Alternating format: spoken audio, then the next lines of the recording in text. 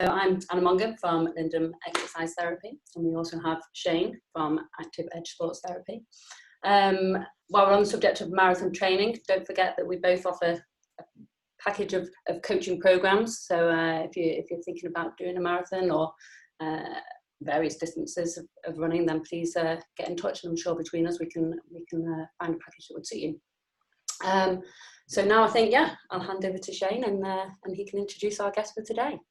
Good evening. So I'll bring Aaron on screen in a second. Aaron's a good friend of mine, so I've known him a long time. I've trained with him for a long time. He's got a lot of experience with the marathon, so I'm just going to bring him on now when he joins. Right, so Aaron's just joining, but just a bit of an introduction about Aaron for those who don't know him or know what he's done, he's capable of. So he did his first marathon in 2013, so plenty of experience since then. He's represented England 5 times, and he boasts some pretty decent PBs as well. So his marathon PB is 2 hours, 16 minutes and 57 seconds, just snuck under. But he's no slouch of the shorter distances either. So he's still ran a 14:09 5K and a 3:53 1500 meters. So that's moving. So thanks for joining us this evening, Aaron. Hope you're looking forward to this. It's okay, mate. I'm glad you got the PBs correct. Yeah. Although I think the marathon PB should be 2:16:55, but Frankfurt took 2 seconds off me, so Well, we'll live with it. maybe you deserved it. Who knows? Might have been cut in the corner. I don't know. So just before we get started, obviously if anyone gets any questions, pop them in the live feed, and we'll do our best to answer. We've got a few questions that people have already asked, so we'll fit those in when we can. So thanks for that. But yeah, just before we sort of dive into the meaty stuff, can you just tell us a little bit about kind of how your running journey started, Aaron? Well, probably like way back when at school, I did a little bit of cross country. So the normal schools cross country stuff, I probably couldn't bother to go to maths one day, so the easier option was to go run cross country in a muddy field. So did that and was okay at it, but I never sort of progressed it because always like the Suffolk Champs was on a Saturday morning and I played football. So it wasn't till probably my last year of sixth form, so when I was 17, that I was playing senior football at the time. So I kicked off at 2:30 on a Saturday afternoon, so I could do the cross country in the morning and still play football. So I made it to English schools cross country that year, and pretty soon realised I was better at running than football. So gave football up as much as I didn't want to, and obviously always wanted to be a footballer, but just didn't have the skills. I could just run around for 90 minutes and be a nuisance. So that wasn't really going to cut it. So yeah, after cross country, I actually, instead of going to like a club, I pretty much started doing road running. So I did my first race actually before my first road race, I did man versus horse in Wales. I did 22 miles over some hills. And I think I remember getting to about 17 miles and had never been so tired. I think I must have walked the last 5 miles through like rivers and things. And somebody was giving some jelly babies out, and I've never eaten so many jelly babies at one point. So I had an introduction to marathon running quite early. But then I did a few like local 10Ks and half marathons even. And I think my first 10K on the road around like 41 minutes. I remember going off, I had a pair of like casual trainers on, and my dad's cousin was actually one of the best road runners in Suffolk at the time. And I tried for the first 400 meters to go off the leaders, thought this should be easy. And I think I must have stopped 4 or 5 times in that race. So yeah, I took this sort of untraditional route, eventually found my way to Ipswich Harriers and did a bit of cross country sort of into counties and things, and then went to University of Lincoln. So once I got to Lincoln, my coach in Ipswich at the time knew the guys from the Lincolnshire Runner and put me in touch. So I was going to work on Saturdays in the Lincolnshire Runner, and pretty much went up the track and took running a bit more seriously. And under Mark Badley and Rob Lewis, did all right on the track eventually. It took a while, but we got some speed. And I always thought that I'm going to try and get to marathon running as soon as possible. But even like 10 years ago, people didn't do marathons in their 20s. And I think what was I, 2013, so 26 when I did my first marathon. And that was really young. Yeah. Whereas now I think more people are actually doing them at an elite level. They're definitely starting younger. You've got lads who are 23, 24 doing the first, debuting at London and running fast now. So yeah, I went to marathon running, and I debuted at Frankfurt when Mark Badley was coaching me. And I remember we would the whole plan was to run under 2:20 and try and get some experience to have a real crack at London the next year. But it was probably, I think it was on the flight over. I'm sure he texted me like the day before and said, do you know what? I think we can run 2:16. Or he might not have said that. I might have got that into my head.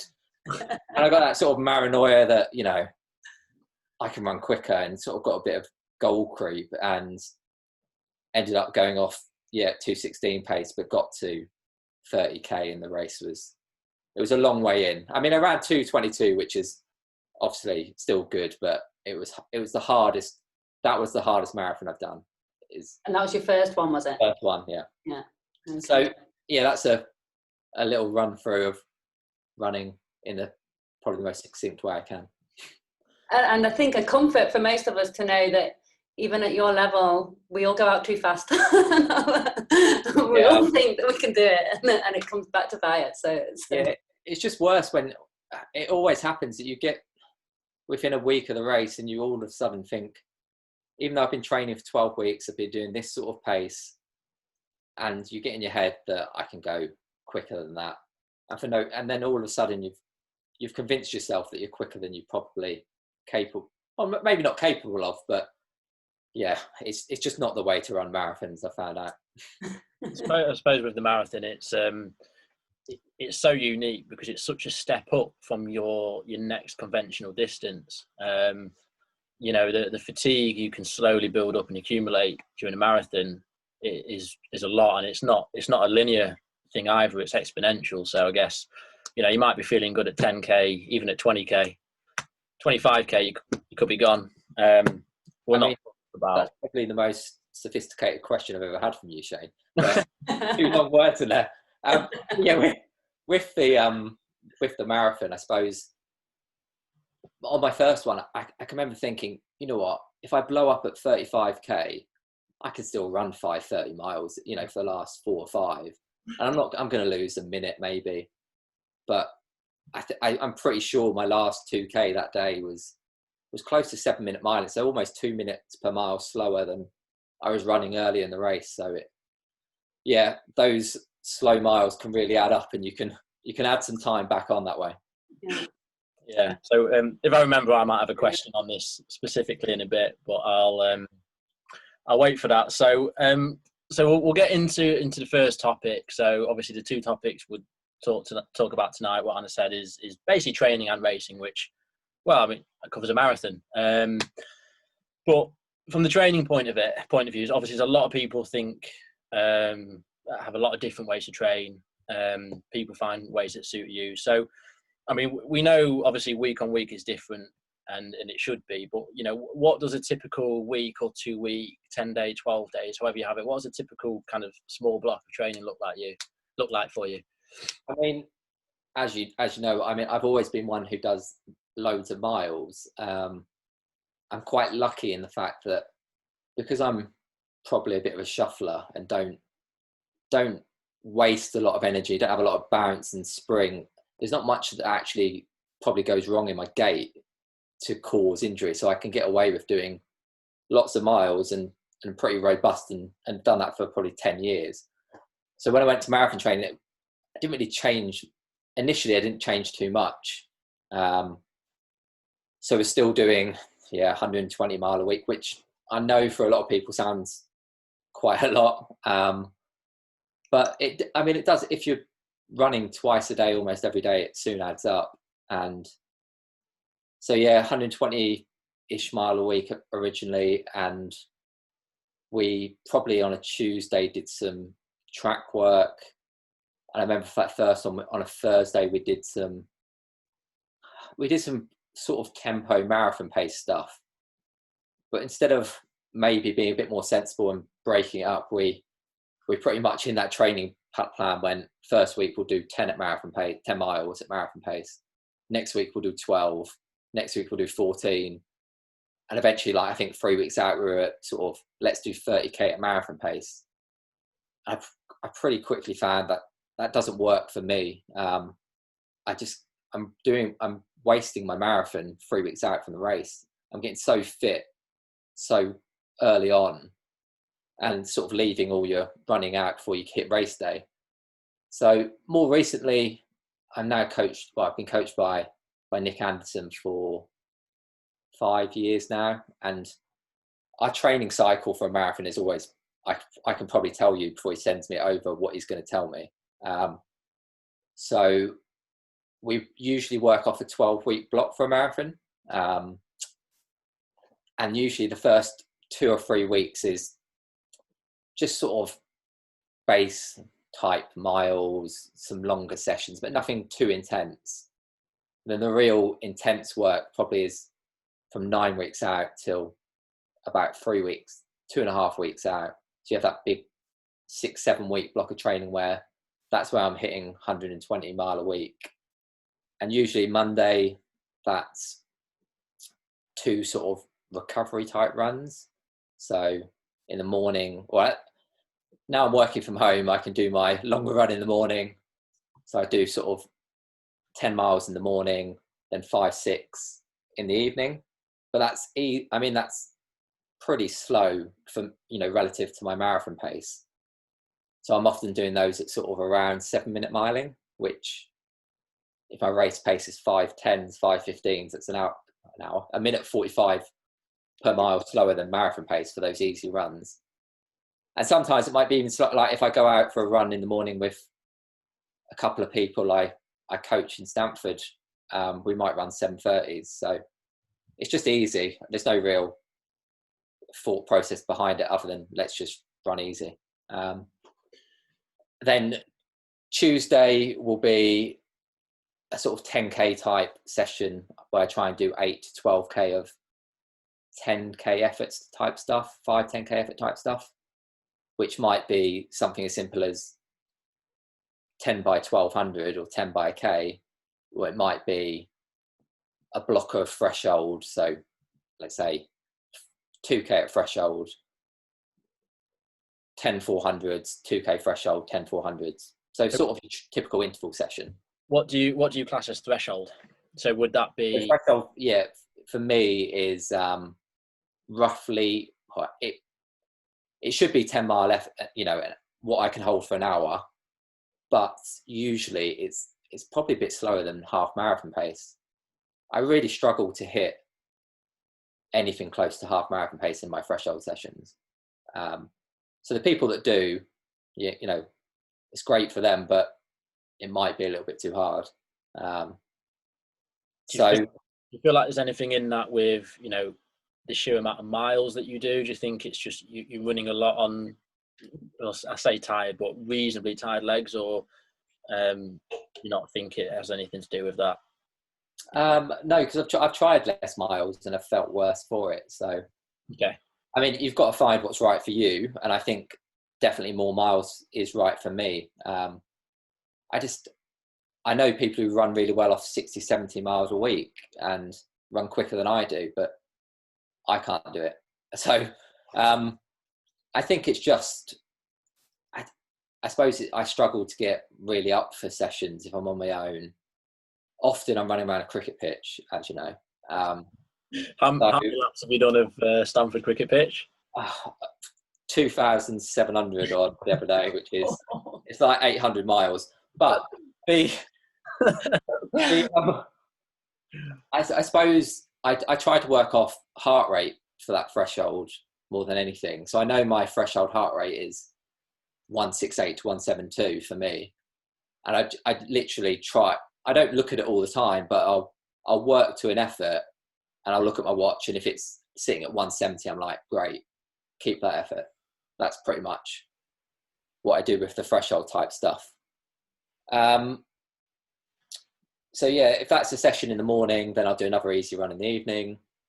Wednesday, I'll do a medium long run, which in peak marathon training might be up to 14, 15 mile. And I probably try to keep that a little bit steadier. It depends how I feel. If I'm tired from the day before, then it'll just be easy. But often I'll try and get those closer to like marathon pace plus a minute. Wednesday evening, I will try and do another easy run and do a bit of gym work. I mean, I say I try to gym work. I mean, it often doesn't happen, but I'll have it in the program anyway.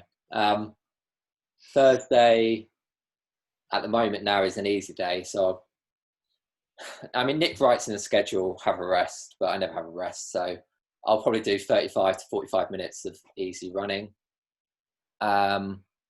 Friday is then usually like a longer interval session. So in peak, you know, that can be something like 4x5K off a K float. Saturday, 2 easy recovery runs. And then Sunday of that first week will be like a steady long run. So 20 to 24 miles, again at marathon pace plus about a minute. So around 6 minute miling, if I feel okay. The following week, it's still almost the same structure, but I'll do only one session on a Wednesday. I'll do a sort of interval, almost like a half marathon type session. And then the Sunday will be a long run again, but with blocks of marathon pace. So we do probably about, in the 12-week build up, we'll probably do about 5 of these runs where we'll go 5K easy, 10K marathon pace, 5K easy, 5K marathon pace, 2K easy, 3K hard, then jog. And that's often then anywhere between 20 and again 24 miles. So most weekends I am doing 20, and I go up to sort of, well, I'm meant to go up to about 24, 25, but I do like to extend my jog a little, so I hit 26.2 on one run. Okay, so I'm going to jump in with a couple of questions from, I've got one, but also from what some people have sort of posted just before we went live. So you touched up quickly upon the gym. Okay, you mentioned you've not really been doing it, but you know, normally Adrian asked us come in with a question. He's put, how far into a marathon training block would you start to lower the intensity of the gym strength sessions if you were doing them? Yeah, so usually, I mean, I did get pretty good at going on a Wednesday because luckily for me, my friend Ruth in Stamford has a gym in a garage, which is nice, and we do our gym sessions there. So it's been easier of late. And I probably didn't reduce the intensity until about 2 weeks out. Maybe that 2 week out, I probably just did a light one on the Wednesday. The week of the race, I didn't do anything.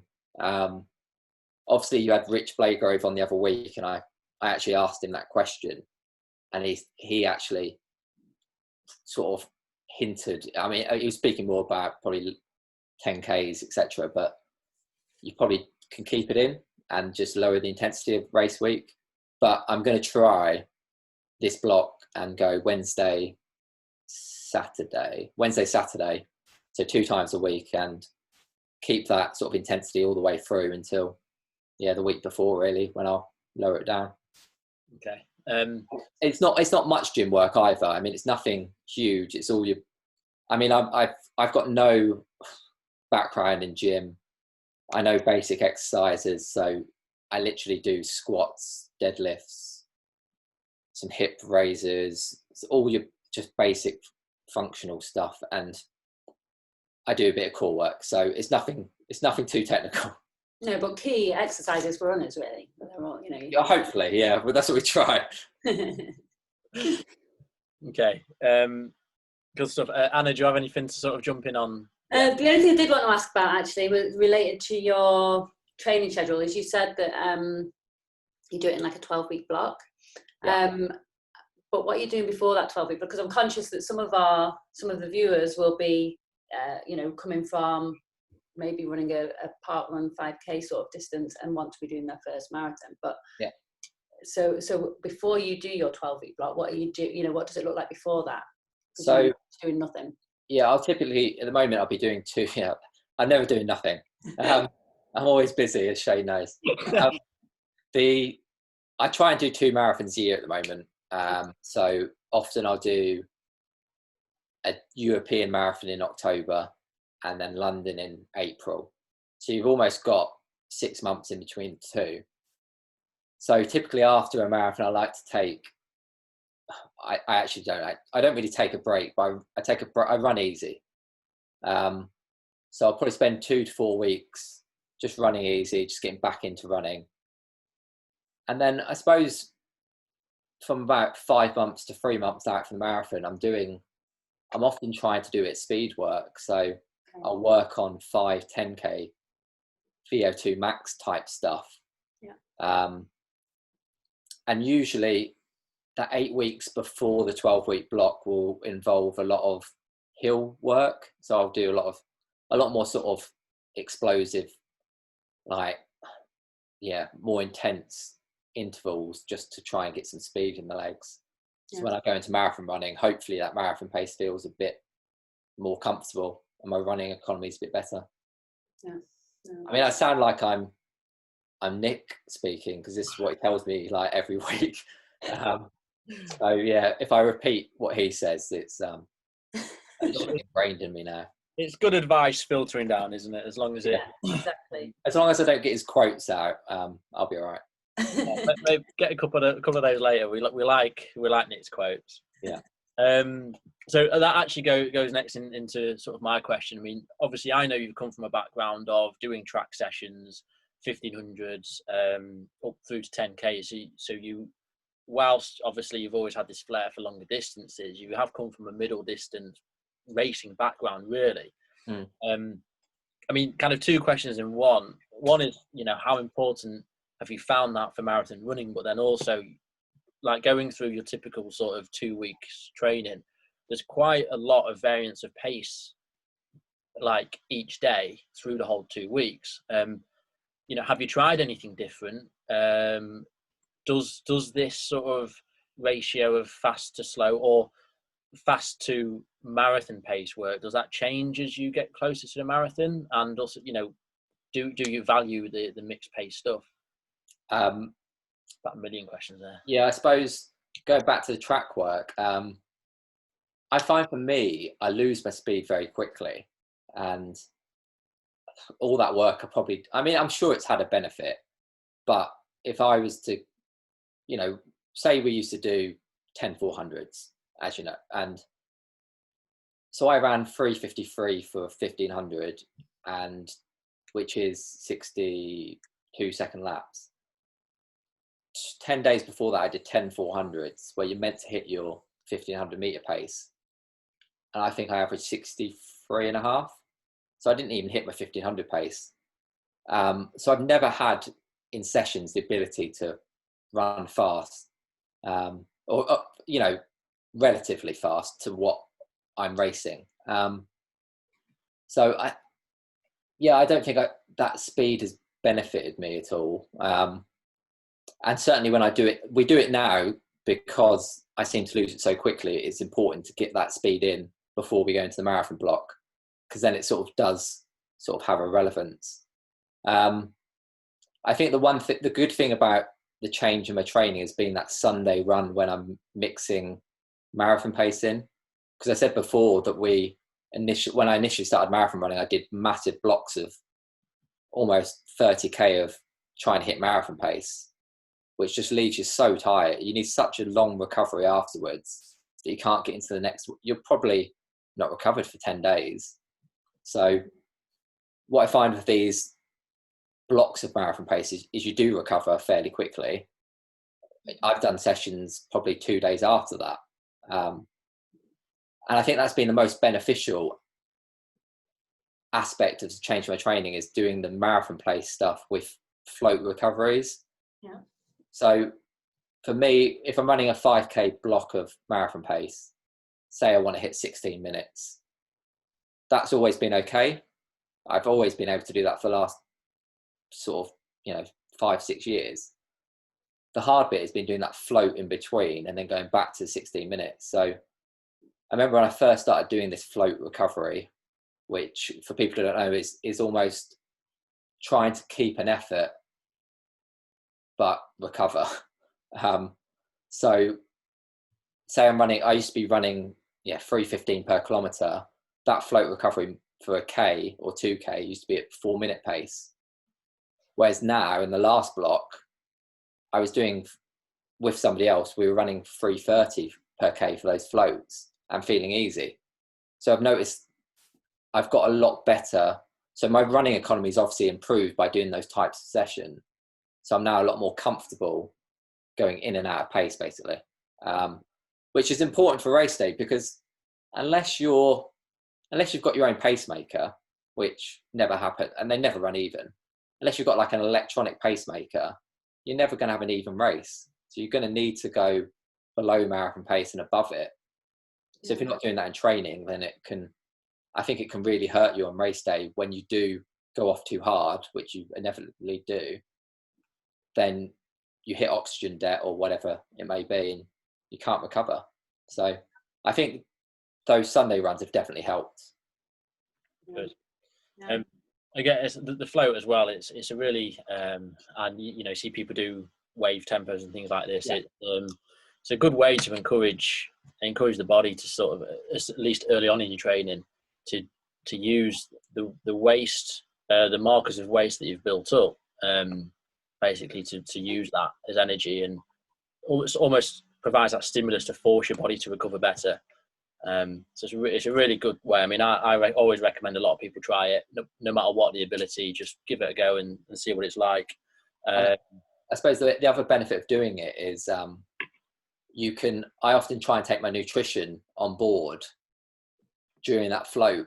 So previously, I take the nutrition on board when I'm running easy. So when you're running 4-minute K pace, it's quite easy to get your nutrition on board.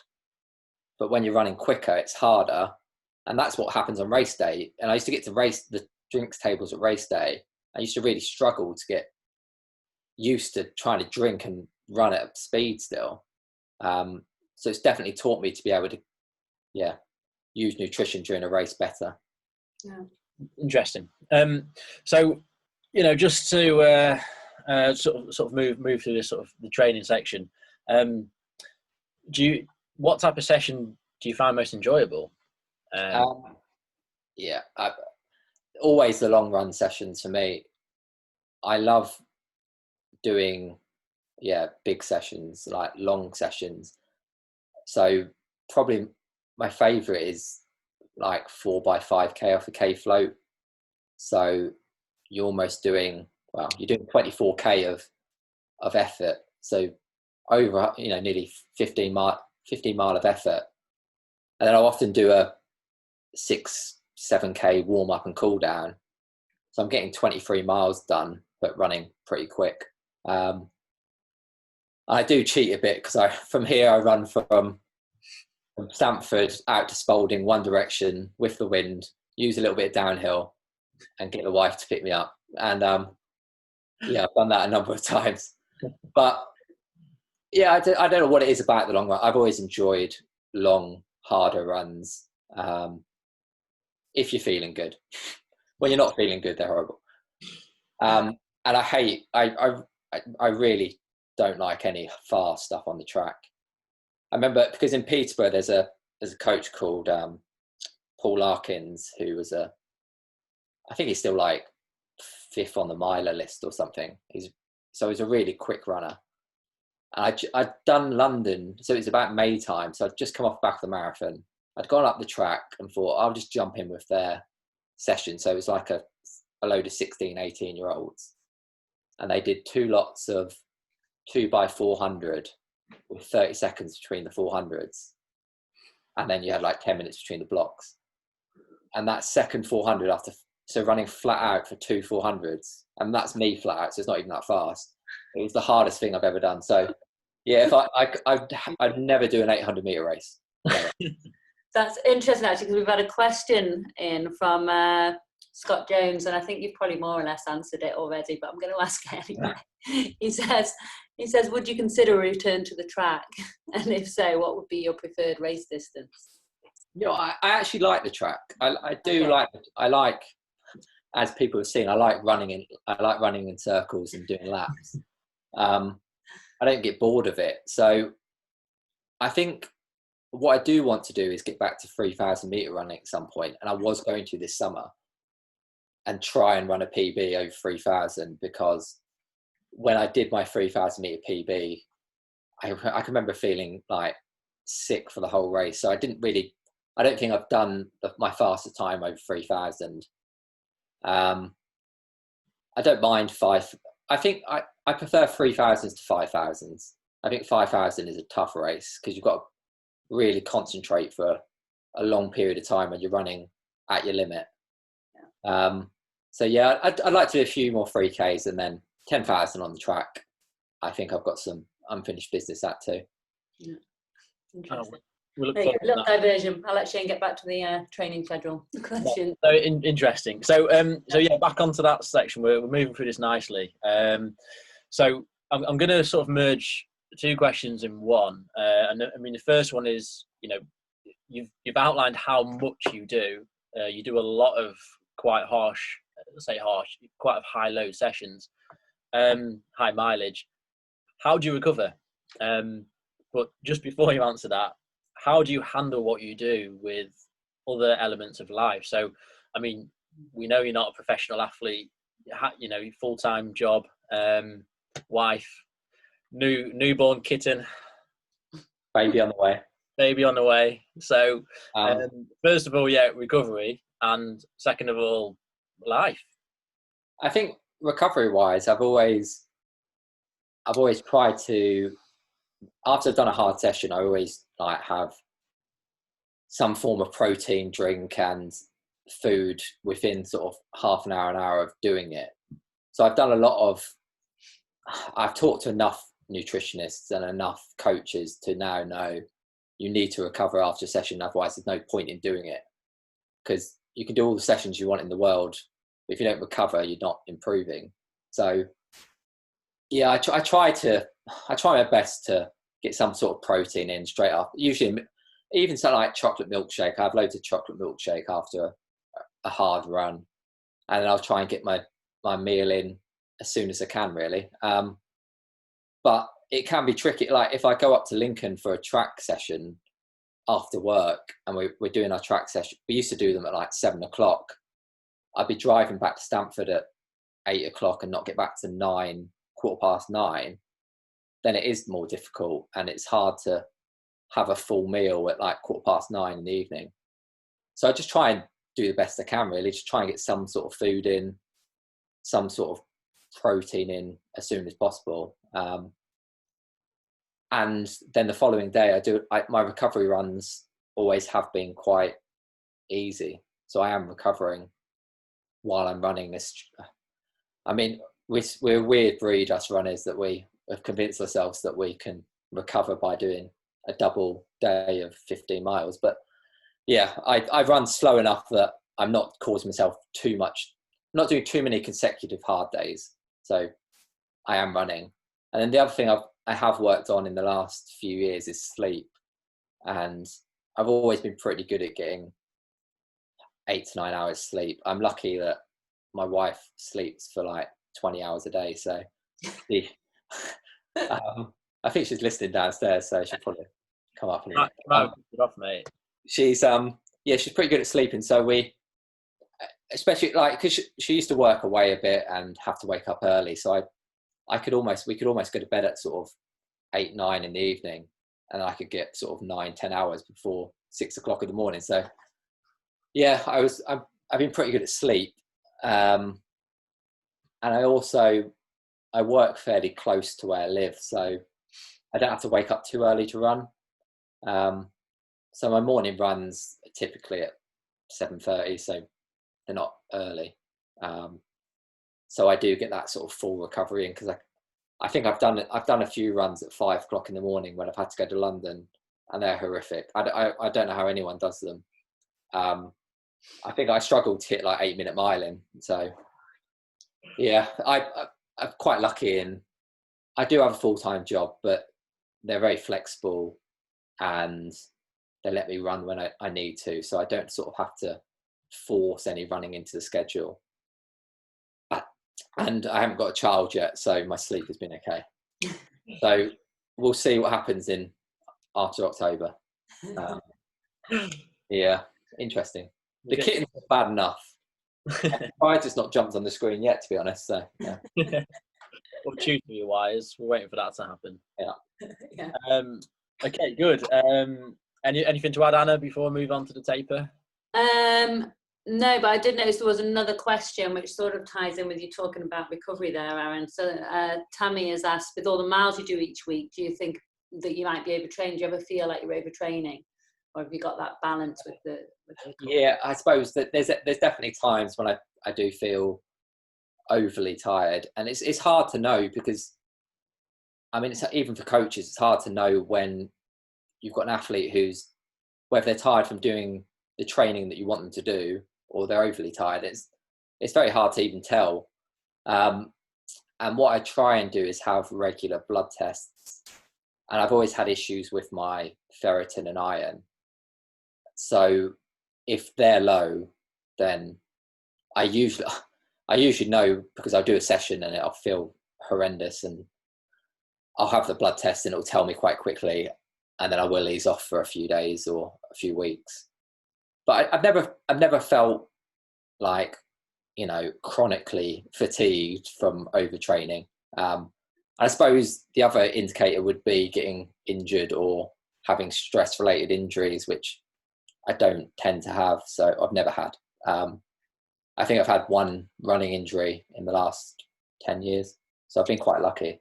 Now I'm getting old, my back's a bit tight, but Shane can sort that out for me now and again. So yeah, I've been quite fortunate in that respect. And I suppose the other thing what's helped and is a bit to recovery is I try and eat quite well. Unfortunately, I was going to say me, but my wife cooks quite well. So I'm lucky to have, decent food regularly. And it's not like, I remember when I was at uni or just after uni, me and Shane would go on training camps to Portugal, and he'd be having a mixing bowl of Cocoa Pops and, a couple of 7 cheeseburgers before a track session.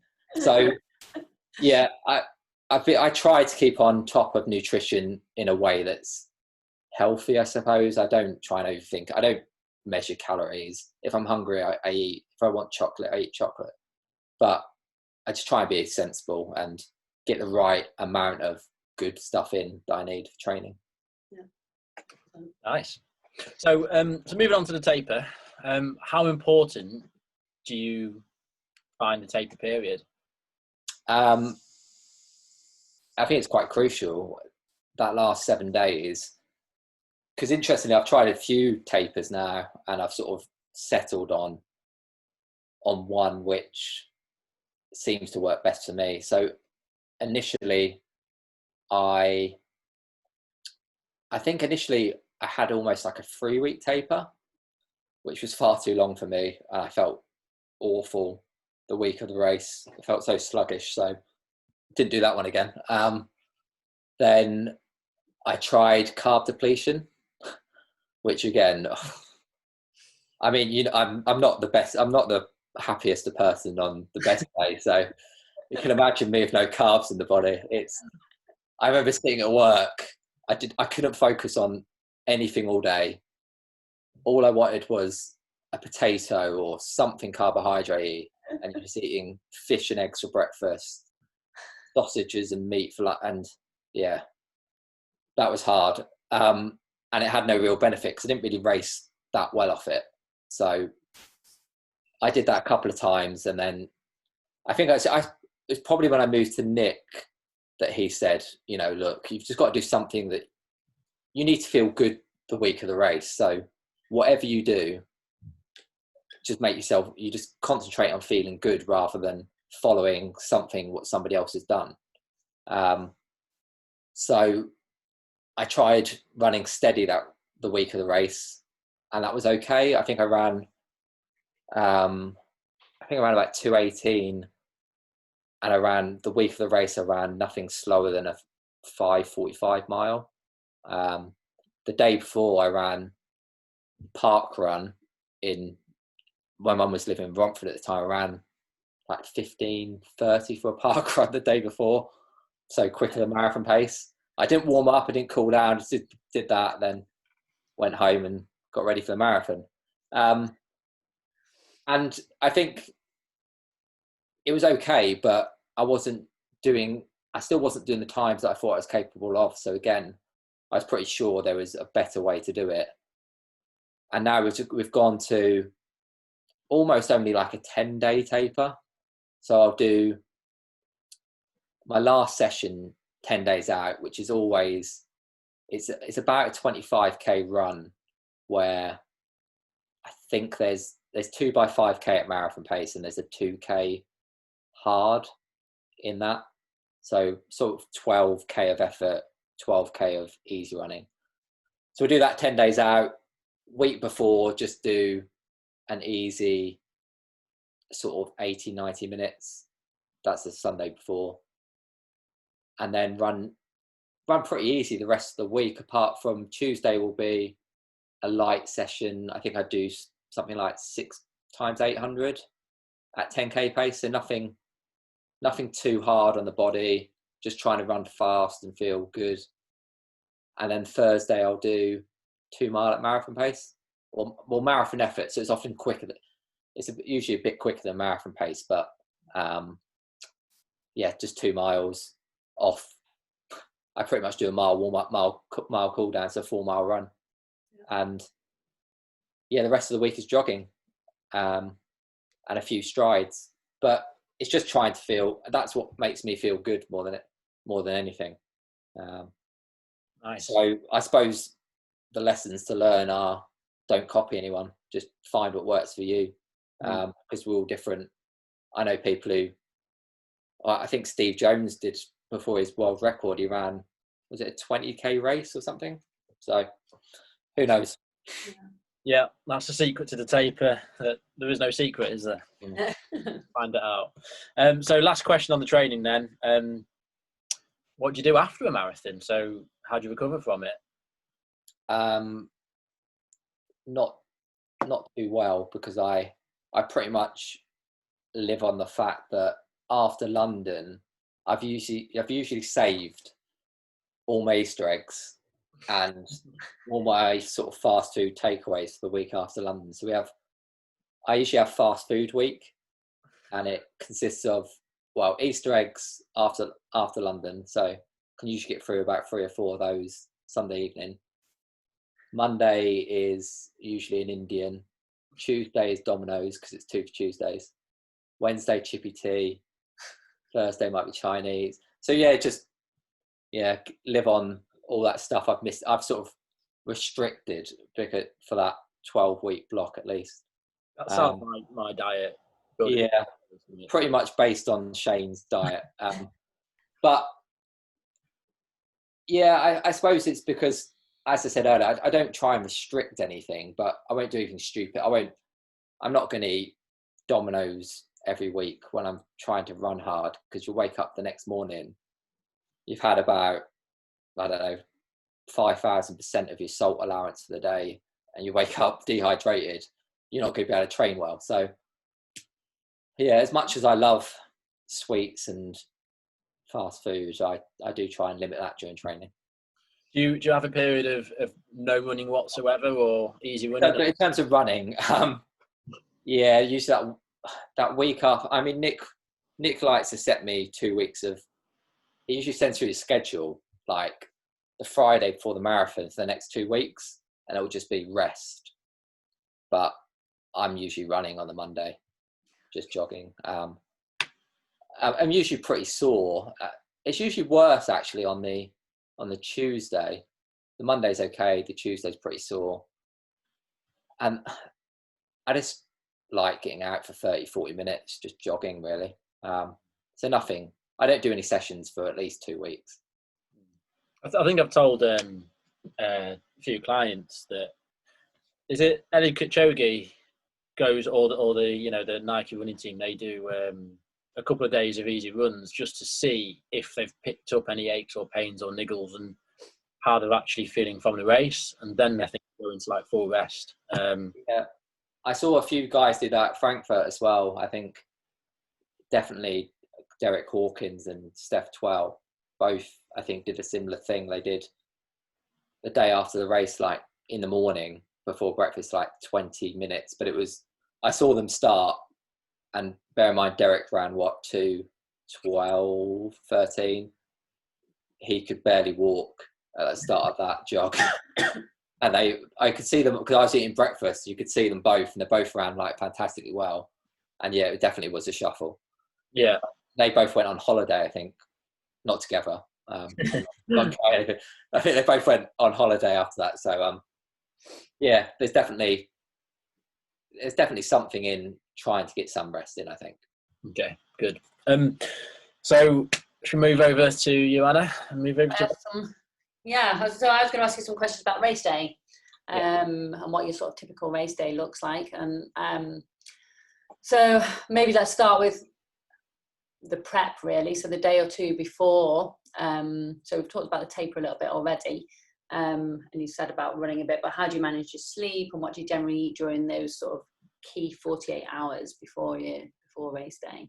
Yeah, I mean, I suppose I'm fairly organised, but I'm not the most organised of people. I look organised compared to the rest of the Lincoln runners, who are phenomenally badly organised, whatever they do. So, yeah, I've been known. I mean, Nick will tell many people that there was 2 years in a row where I didn't even enter London Marathon on time. I had to beg to get in. So, yeah, 48 hours before. So usually now I'll go out to a race hotel on the Friday. So yeah, that's about 48 hours before. So I suppose I'm quite lucky in the fact that I'm usually in the like elite setup. So we get a race hotel and we get a lot of things done for us. So I have done marathons, obviously, where I've started off the normal starts and had to get, like London, I had to get the tube in on the morning. And that is, I can appreciate it's a phenomenally stressful experience. Like I got there about 2 hours before the start of London, and it was still packed. You sort of, on a packed train from Charing Cross into, wherever the start is, Greenwich. And yeah, it's so bad. But I mean, so I was on the elite start at London in 2018.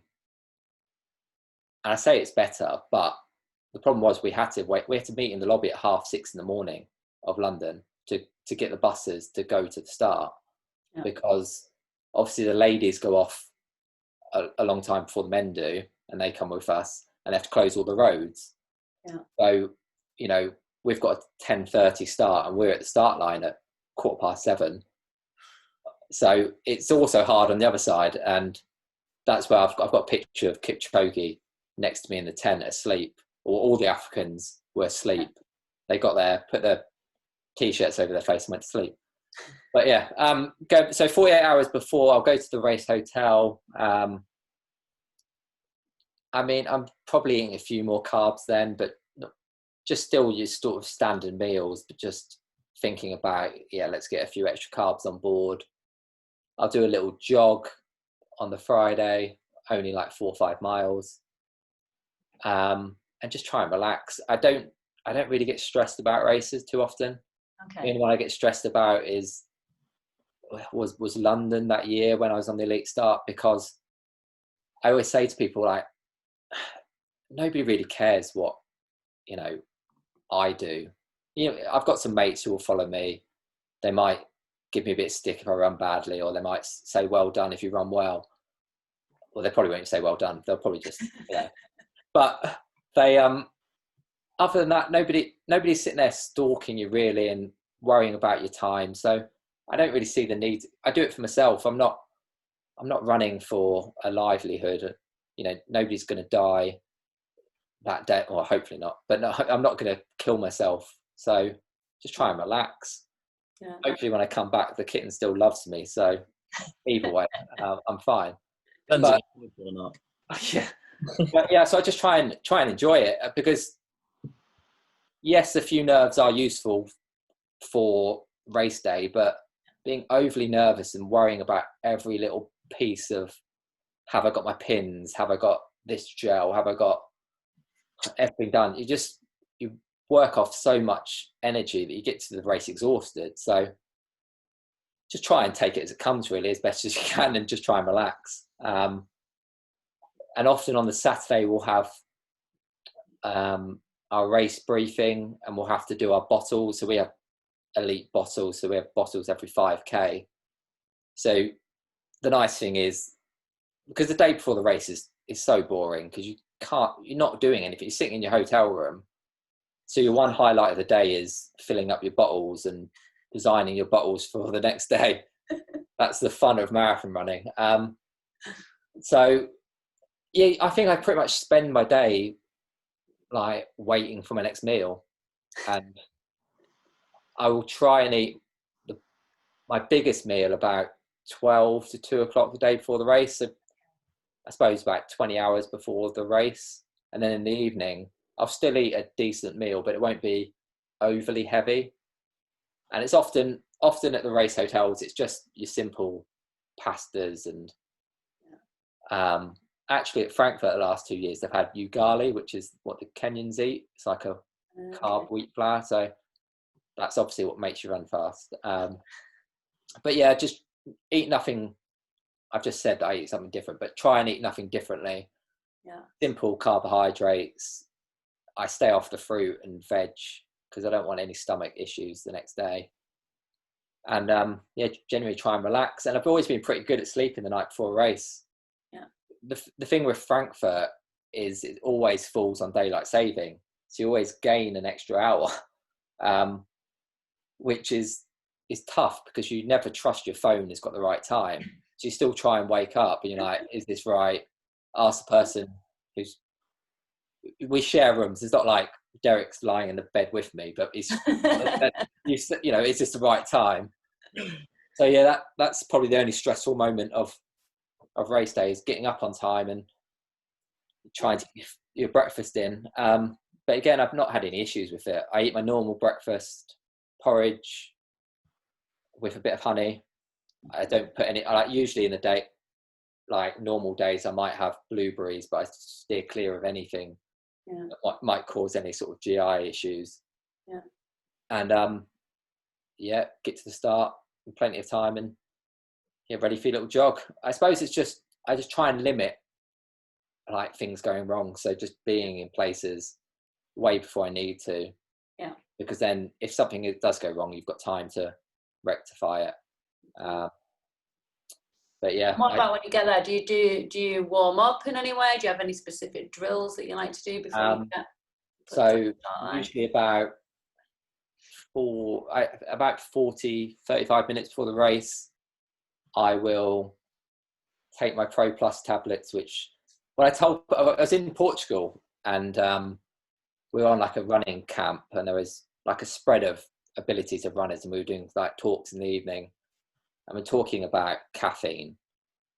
And some people didn't realize, you know, runners take caffeine before races. And I was like, well, yeah, I take 6 Pro Plus. And people are like, 6 Pro Plus? Like, yeah, I always have that. I mean, for my body weight, that's the correct amount of caffeine that you're meant to take in 6 Pro Plus. And it doesn't cause me any stomach issues. So yeah, I take my 6 Pro Plus. I am trying to move on to something other than Pro Plus because I'm aware it's probably not the most healthy thing to be taking on a regular race basis. So I'm trying these Revy's caffeine strips. Oh yeah. So hopefully that will work just as well. So I'll take the Pro Plus and then go for a mile jog, Okay. just slow. And then I'll do probably 4 to 6 80-meter strides and a few basic mobility drills.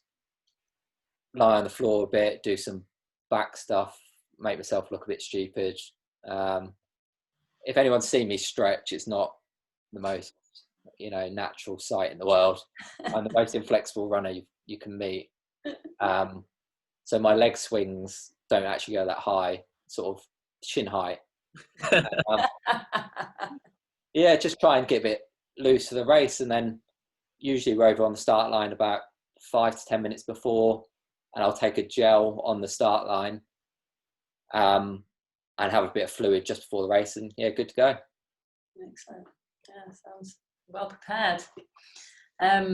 So with all of that, do you have any sort of mental preparation that you sort of go through, any sort of self-talk, or is it just a matter of going through the practical stages in your warm-up, that's enough, or do you do anything else specific? Yeah, I mean, I always try to feel confident. I think there's definitely something in having belief.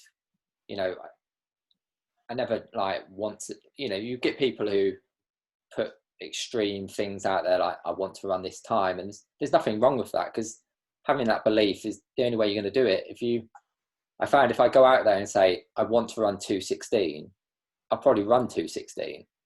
Whereas if I say I want to go out there and just run as fast as I can, then you often run faster. If you don't put limits on it, you often run faster. So I just try and have as much confidence in my training as I can do. So I usually in the week of the race look back at some training sessions and just remind myself, you definitely can run at that pace. So there's nothing to be worried about. You can do it. So try and believe and do a bit of visualization. It's always nice to imagine yourself out sprinting Kipchoge down the mile, but it's not going to happen, but you can dream. And yeah, just trying to not have that dream the night before the race that you've left your shoes at home. And I just constantly have dreams, and always about like my brother beating me in the London Marathon, and he doesn't run and I can't run any faster. It just happens. So trying not to have that dream is usually useful. But yeah, so I do a little bit of visualization and just try and be confident. I often run better when I'm a bit annoyed. So I usually like to look at, you always get people say stuff like, I know it's friendly banter, but there'll always be people in our WhatsApp groups who will be sitting there waiting for you to blow up. So I always like to prove them wrong. And that works for me. And I've said it to Nick, my coach, before. I've told him, look, I want you to be like Neil Warnock, football manager, give me a bit of aggression and tell me I'm rubbish and yeah, make me work harder. Then that, I think because I've grown up in a footballing background and I just react to that sort of mentality rather than somebody saying, oh, you're so good, you're going to run well. Yeah. I'd rather Shane sit there and say, you're going to be terrible, mate. And I'll just probably rely on him to do that. Yeah. So then what's your ideal race day situation then? So you've talked a little bit about how you want to be prepared mentally and whatever, but what about sort of weather, the kind of course, even what kind of competition it is, any influences from fellow athletes, etc.? What's ideal for you? Well, there's definitely an ideal condition, but I always want something slightly to be off, because then you've always got something to moan about and tell your mates that you could have run a minute quicker if this would happen. But yeah, I'd like it to be no wind. I mean, wind is the worst thing in a marathon, especially like around Canary Wharf, when the wind can just blow around in circles and you can almost get it every direction. So yeah, definitely no wind, a flattish course. I don't want anything with massive hills in it. I'd like it to be sort of 8 to 12 degrees, which is very specific, I know, but and you don't want it too cold. I've had it -1 in Toronto, and it's horrible, you know, being cold, having layers upon layers on to try and race. Yeah. And as I think Shane was going to ask me about my lucky hat, I've actually ran my PB in a beanie hat the whole way around. So I like to feel quite warm. But on the other end, we had London in 2018 when it was 22-3 degrees on the start line. And that's even worse than being cold. So you want it to be a decent, you know, temperate weather. Yeah. And then, yeah, fellow runners wise, it's always nice to have a group of, I don't like a too big a group, but 3 or 4 runners. And I always like them to be people I know. I hate running with people I don't know, or people who surge, and I like an even pace. I like it to be strong. I like to do things my way, and I get annoyed if people don't do it my way. As again, people listening will have heard me in a race moan at no end of people. I don't mean it, but even if it's a guy handing me a bottle happens to be in the wrong place or something, I want him to be where I need him to be. So yeah, I like to do things my way, and usually that involves like 2 or 3 of us, and just keeping to the pace we want to run. Because again, you'll find it with other people. They'll get nervous and they'll shoot off, and then they'll come back to you and they'll try and break off again. You're just like, let's work together. Yeah. You know, I'll race you in the last 2K if you want, but there's no need to race each other at 10K in of a marathon.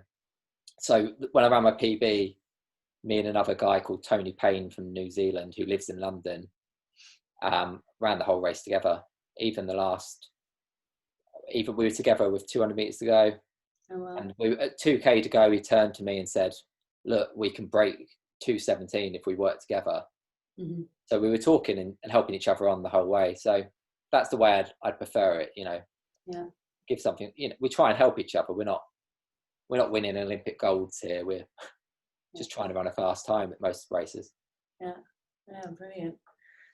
So going back to what you were just saying about you like things to be the way that you like them to be, do you have a sort of a nutrition? I mean, I know you've talked a little bit about you filling your bottles up and preparing those, but do you have a nutrition and hydration plan for race day that you stick to, like during the race, or do you sort of go off how you feel during the race more? No, I try, and I've got a plan, and it seems to work now, so I try and stick to it. So obviously we have our own bottles every 5K, so they're at a table. You know what table. The tables are numbered 1 to 4. You know your position 2 of 8 on the table, so you know where your bottle is. So that takes a lot of stress out of it. So in each bottle, I've got a bottle here, funny enough. I'll have about that much fluid, so probably about a third of the bottle. That's only a small 500 ml. So what's that? 150 to 200 milliliters of Morton drink. So it's like a carbohydrate drink. So I'll have that each table, and I'll try and drink most of it each 5K, which if I need to hold on to it for a kilometre, I'll run with it. You know, I've got used to running with a bottle now.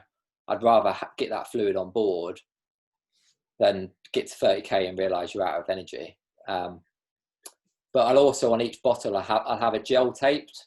So I'll always start, I usually wear arm warmers, so I always start with a gel in my hand and usually a gel stuffed down my arm warmer, just in case. And then I have them on each bottle, but I aim to take my gels at mile 5, 10, 15, and 20-ish. Yeah. And then I take one on the start line. So I aim to have 5 gels as well as the drinks. Okay. It's quite a lot of, when you actually work out the amount of carbohydrate that is, it's actually, I think it's over 90 grams, which is what you're meant to, is the max. Yeah. But luckily using the Morton stuff gives me no issues. So I'll stick with it for the moment. And I'm just about to try the new caffeine gels. Okay. I was going to take one of those probably around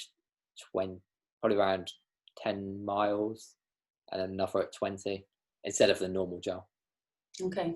Yeah. So just as you were talking about the Morton gels, Carly asked the question about fueling, which I think you've pretty much covered. Sort of what do you eat the night before, what your fueling strategy is. And then she also said about the molten gels.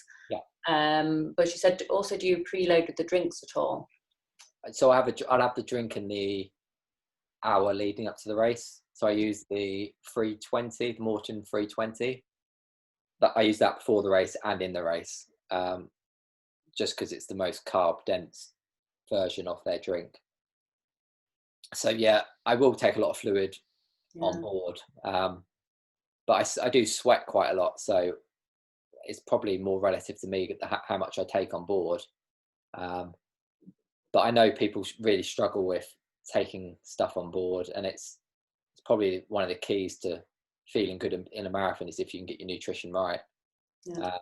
Even if it's water, I think that can even help. Because I know at London Marathon they have water stations every mile, I think. And when I didn't have my drinks for me, as a group, we were all taking water every mile and just handing it around and just making sure you got something in you. Yeah. Then I think I carried I had 2 gels in each arm, so 4 gels, and just took them when I could. Yeah. So yeah, arm warmers are good for that. Yeah, obviously have a purpose. And I think also what you're saying about taking those gels quite early on, starting that, because I think some people tend to think, oh, I'm not going to take one until I feel tired, but it's so important to start that. Yeah, you never want a gel in the month after your race. Like, as soon as you finish it, I don't want to see another gel for weeks. They're so sugary. I actually finished with the last marathon with my gel still down my arm warmer. I was back in the race hotel. I was like, oh, it's still here.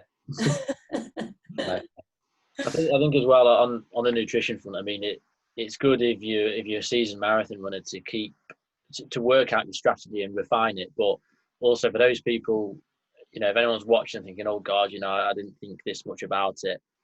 You've also got to do what suits you. I mean, my one marathon experience so far, we don't need to get into.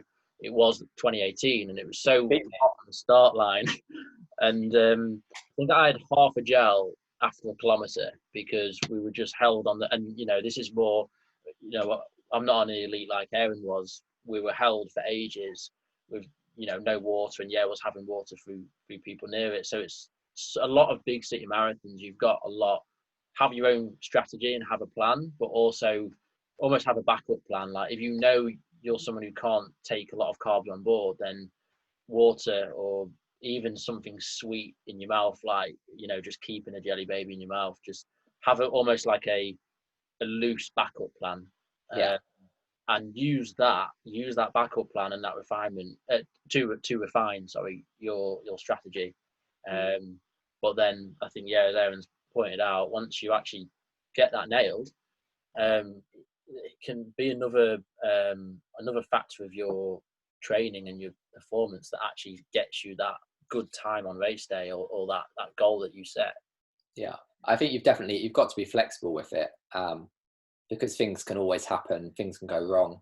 So you've always got to have plenty of backups ready and be ready mentally to deal with that situation. If you can't take that drink at that point you want to take it at, you need to be ready for that situation, because you don't want to get stressed about it, because that can cause so many issues as well.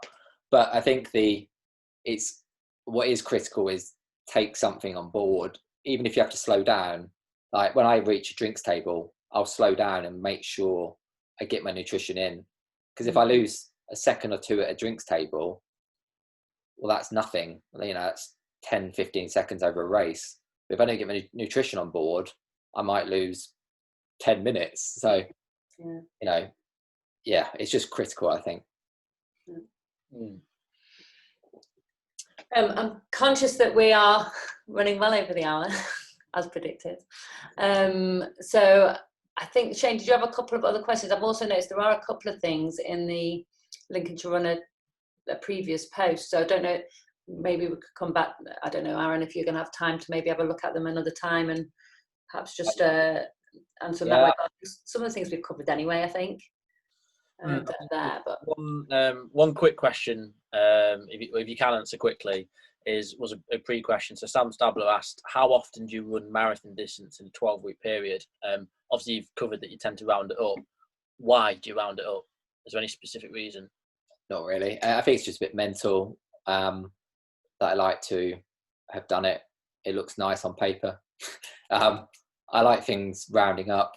I'm very particular about things being perfect. So yeah, I do it usually. I think it's about 4 weeks out is when I'll do my longest run. So I'll usually do 26 miles 4 weeks out, but it might be 25. But yeah, only once in the build-up. Okay, cool. And then I guess the final question was from Steve John, but I guess this can relate to a lot of people. He says he's got his first marathon planned next year. So what's your best bit of training advice for achieving a specific time? Well, in terms of training, it's just be consistent.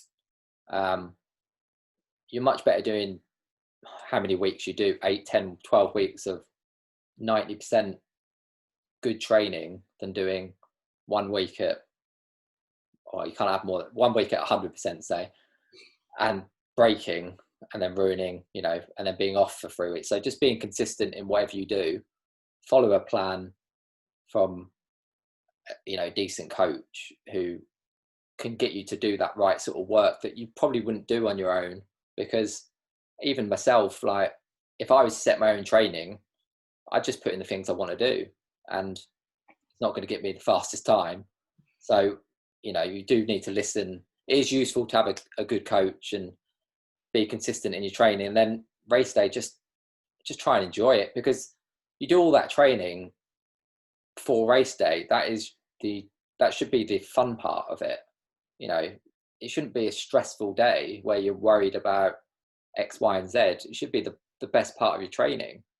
And don't get me wrong, there is times when I'd sit there on the start line and be like, oh, I'd rather be sitting at home watching this on TV. But that's gone once the gun goes. And yeah, you've got to enjoy it. Otherwise, you're not going to run well. Good advice. There is actually one more question. Sorry, I've just I have nothing to do. Just for a couple of minutes. I've got nothing to do. It's a good one because I think it applies to a lot of us sort of recreational level marathon runners. So James Didsbury's asked, what warm-up activities do you recommend for marathoners that are crowded in the pens for 10 to 30 minutes waiting for the start? So especially at somewhere like Lindum, we're often stuck in that pen for a while. And he said, he makes the point, he says, I always do a good warm-up, but then he feels like with all the hanging around, it probably means a lot of that effort is then wasted. Yeah, I think I know how it's like at London because I've been in that as well. And I think all you can do, if you're in such a tight pen early on, you just got to keep warm somehow. So I always have some old layers. When I used to be on the championship start, I'd have old long sleeves and stuff, gloves, hat on. I just throw them before the start anyway, just some old race t-shirts. So just try and keep warm the best you can. And then you just got to use that first 5K, first mile to gradually warm up. Because the worst thing that can happen is you stood in that pen, you haven't done any running for the last half an hour. You can bolt off at quicker than race pace, and then you're soon going to blow because your body's not warmed up. You're much better for that first 5K to try and be gradual, progressive. And then you still got, I can't do my maths, 37K to run your time. You've got ages, you probably won't even lose. You probably run better than if you'd warmed up and had it all right for you. I mean, the best example I can give is off that championship start in 2017. I stood next to a lad called Josh Griffiths, who it was his debut, and the elite men, I think it was the World Championships qualifying, and it was 2:15 qualifying standard, 2:16. So a big group of British men, I'd say about 15, 20 deep, went off at 2:15:16 pace. I was on the back of it with 3 other runners, and we gradually dropped off. So 8 miles, we were off the back of them by 15 seconds. Josh Griffiths came past us at 8 miles. He went on to finish the first Brit. We as the group were the 2nd, 3rd, 4th, 5th Brits. All of that group who went out hard. So he he actually, if you look at his race, was progressive and ran the best and was like the unknown person qualifying for the world champs.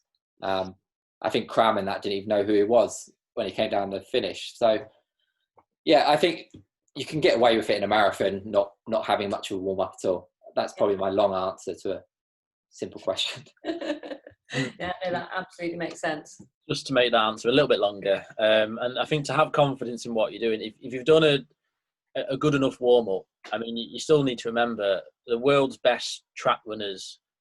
They often have to be in call up room over an hour before they're due to race, which means they have had to have already done their sort of jog, and well over an hour before. So one way to look at it is unless it's a really cold day on your marathon, if you've done your warm up jog and then you're having to wait for 30-40 minutes till you cross the line, as long as you're staying reasonably warm, using the ways that Aaron said, is, still have confidence that you're not going to have wasted that warm up and wasted that energy. You've still prepared your body for something you're going to do. Just don't blast off worrying about it, because that's the worst. Yeah. Anyway, sorry about that. I had to add on. So, did you have anything else, Shane? No, better not. Obviously, I could flap all night as well. People need to get off, go to bed. You need to get to bed, mate. You need to get training. It's 12 weeks to London, people. Yeah, I've got a mountain to climb, so I might miss that one. Okay, well, I will give you, as Nick has always told me, there's many ways to skin a tiger. So there's plenty of ways to train, and you just got to find what works for you. That's it. Mileage, make it. Nice. Yeah, thanks for coming on, Aaron. Really good. I'm obviously, we're aware you've enjoyed yourself a lot, so that's fine. And I guess ahead of next time, obviously me and Anna will be looking at heading back into work, as we're allowed to sort of get back into manual therapy. So our next one we're planning in a month's time. So it won't be 2 weeks, obviously, as lockdown's been lifted. People have lives to get back to. So we're planning on a month's time for the next one. Last bit of housekeeping is, I guess, if anyone wants to find out more about you and your journey, Aaron, where can they find you? Instagram and Twitter is Aaron Scott Runs, all one word. If you forget that, as Jenny likes to tell me, it sounds like Aaron's got the runs. So yeah, I'm on Instagram, Facebook, Twitter. If you want to ask me anything, I'm always happy to answer. Just send me a message, and I'll try and answer it sensibly. Yeah, and then if anyone around here wants to go for a run, I'm always available too. Cool. And if you want to find out anything more about me or what I can do, my website is activeedgesportstherapy.co.uk. You can find out more information on my coaching and on the treatments and what my business does. And yeah, same goes for me. So lindumexercisetherapy.com, and again, same for my running coaching and anything else related to my sports therapy business. Good stuff. So thanks everyone for watching. If you do get any more questions, just post them below and we'll do our best to answer sort of in the future. And yeah, good night. Night.